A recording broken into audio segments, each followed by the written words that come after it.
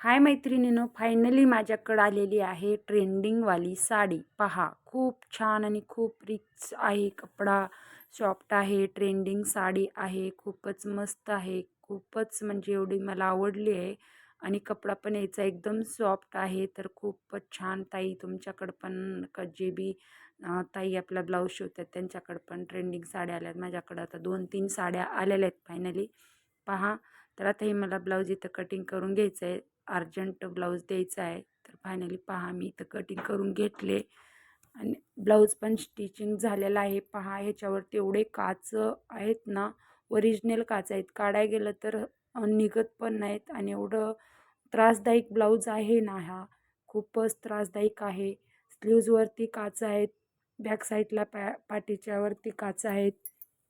खूप काचं त्रास द्यायला लागल्यात. हे काढता पण येत नाही, निघत पण नाही. तेवढे एकदम जाम फिट्ट बसलेले आहेत त्याला. तर खूपच त्रासदायक ब्लाऊज आहे. याला खूप वेळ लागला मला स्टिचिंग करायला. तर लेस दोरी लावलेली आहे, सॉरी लेस लावली नाही, फक्त नॉट लावली आहे आणि अशी ट्रिपलची मी लटकन बनवलेली आहे. फायनली माझा ब्लाऊज झालेला आहे. तर इथं पहा, अजून एक काठापदराची साडी आलेली आहे आपल्याकडे ब्लाऊज शिवण्यासाठी.